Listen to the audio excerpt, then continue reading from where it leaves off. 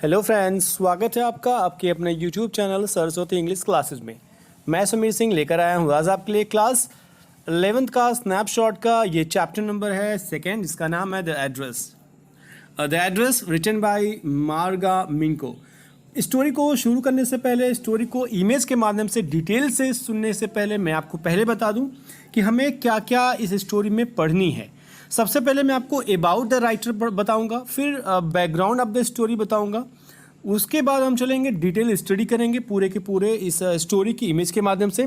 Then after we will confirm the questions of your book, it means solution आपको दी जाएगी और उसके बाद कुछ एक्स्ट्रा आंसर क्वेश्चन मिलेंगे आपको आपके बुक से अलावा जो इंपॉर्टेंट होते हैं एग्जाम के पॉइंट ऑफ व्यू से। तो अंत तक बने रहिएगा, स्किप मत करिएगा वीडियो को, कहीं से विश्वास मानिएगा, कहीं से भी आपको एक्स्ट्रा आपको जानकारी लेने की जरूरत नहीं पड़ेगी इस स्टोरी के बारे में। तो चलते हैं स्टोरी के बारे में बात करते हैं। पहले अबाउट द राइटर के बारे में। राइटर जिनका नाम है मार्गा मिंको, ये हैं मार्गा मिंको। पहले मैं इनके नाम के बारे में थोड़ा बता दूं। इनका जो नाम था शुरू का वो था सारा, SARAMENCO, मेनको। इनका नाम सारा मिंको था, बाद में ये मिनको हो गया, MINCO। मिनको क्यों हुआ? एक ऑफिशियल पर्सन जो था, ये एक बार यात्रा पर जा रही थी, शायद वो 6th ग्रेड में रही होंगी ये।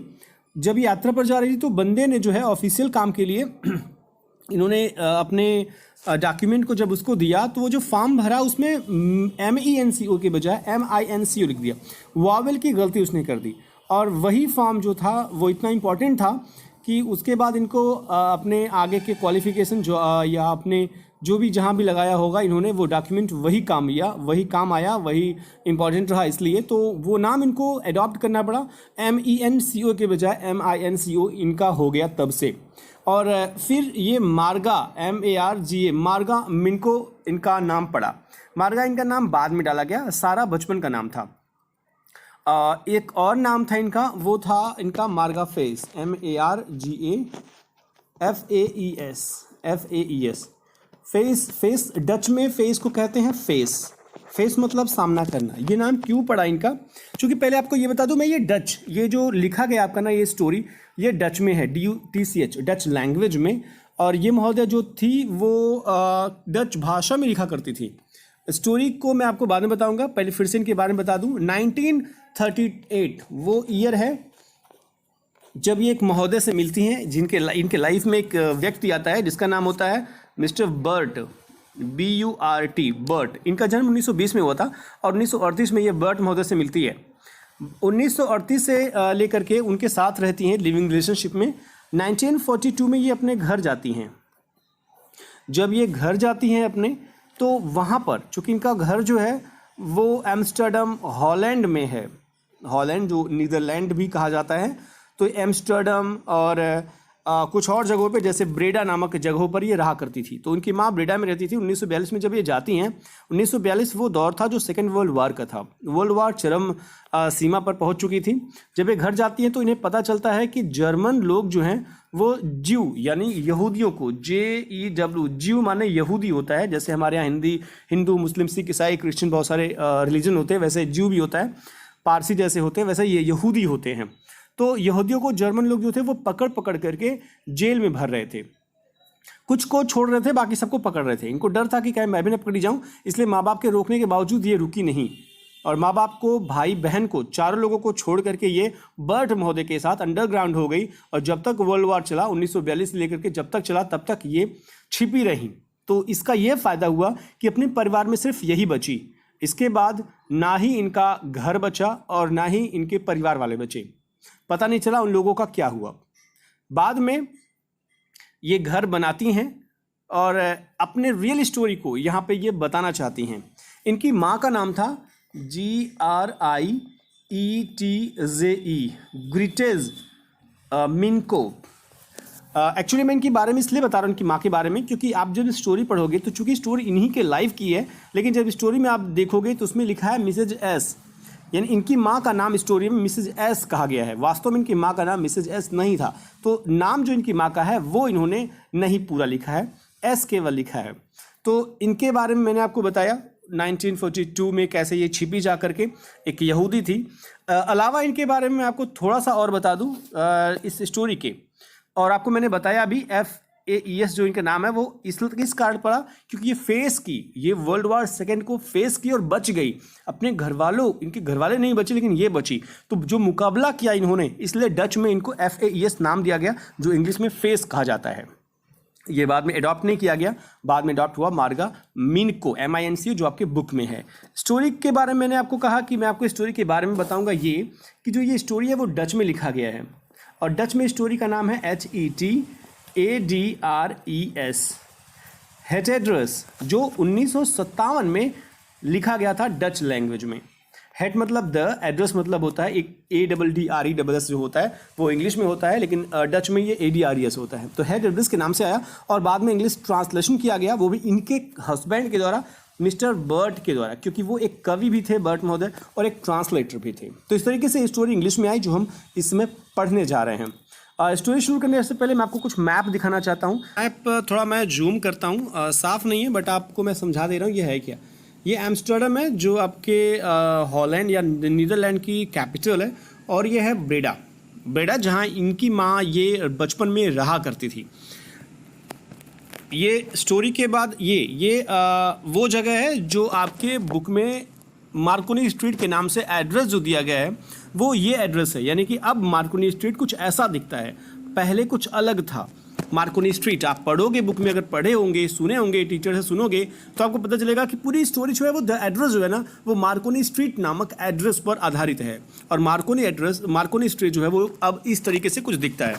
स्टोरी के बारे में थोड़ा सा मैं आपको और बता दूं, ये महोदय जो है इनके अबाउट द स्टोरी के बारे में बता दूं अगर, तो ये महोदय जो है सारा या मार्गा मिनको जो महोदय हैं, इनकी माँ जो होती हैं वो जब ब्रेडा में रहती थी तो ब्रेडा में इनकी एक और पड़ोसन थी। वो पड़ोसन का 2 घर था, एक ब्रेडा में और एक मार्कोनी स्ट्रीट में था।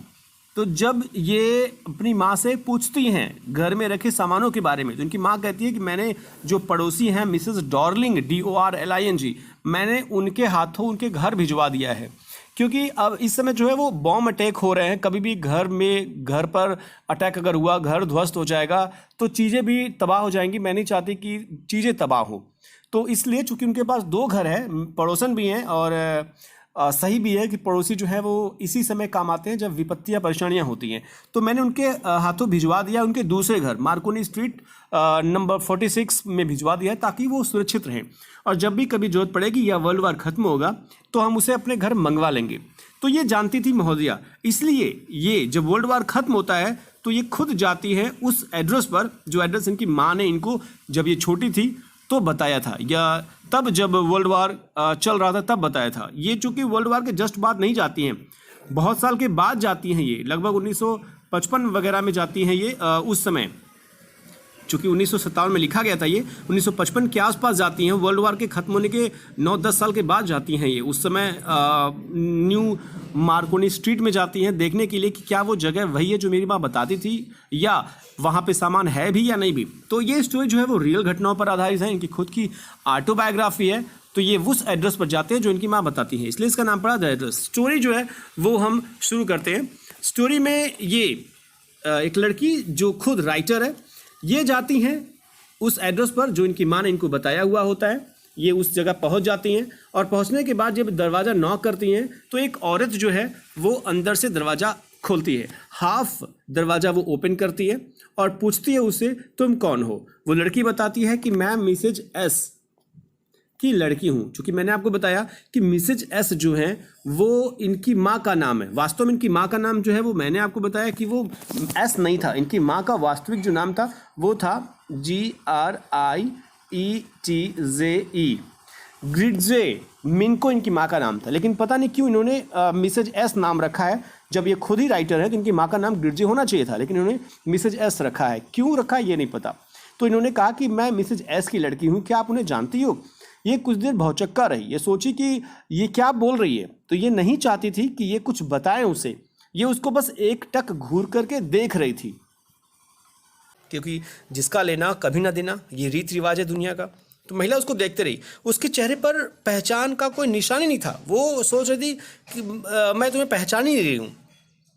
वह आधा डोर यानी कि थोड़ा सा डोर जो था वो खोली थी। उस महिला ने एक इस तरीके से हरे रंग का बुना हुआ कार्डिगन, ये कार्डिगन है, पहना हुआ था, जो लेखक यानी लेखिका की माँ के थे।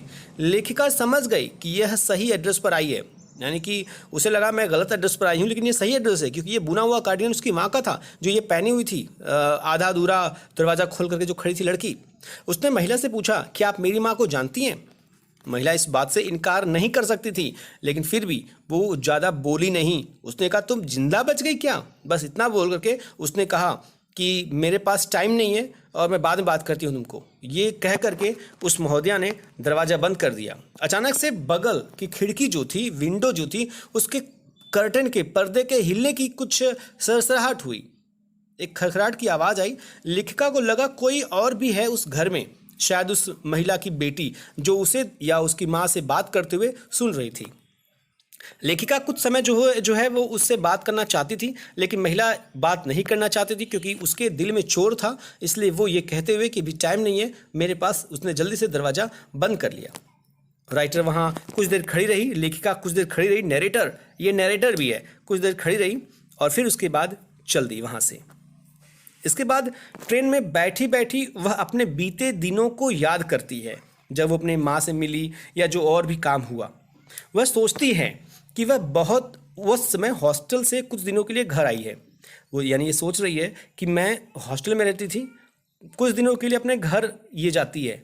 तो उसे अचानक से ध्यान में आता है कि घर की सारी चीज़ें, जो इम्पोर्टेंट चीज़ें थी, वो गायब थी। माँ से जब मैंने पूछा तो माँ ने मुझे बताया कि उसने सारे इम्पोर्टेंट जो सामान है ना, वो मिसेज डॉर्लिंग को दे दिया है। तो पहली बार मैंने माँ से मिसेज डॉर्लिंग के बारे में सुना। वह लेखिका को माँ की पुरानी परिचित बताती है, यानी कि माँ ने बताया कि वो मेरी पुरानी परिचित हैं।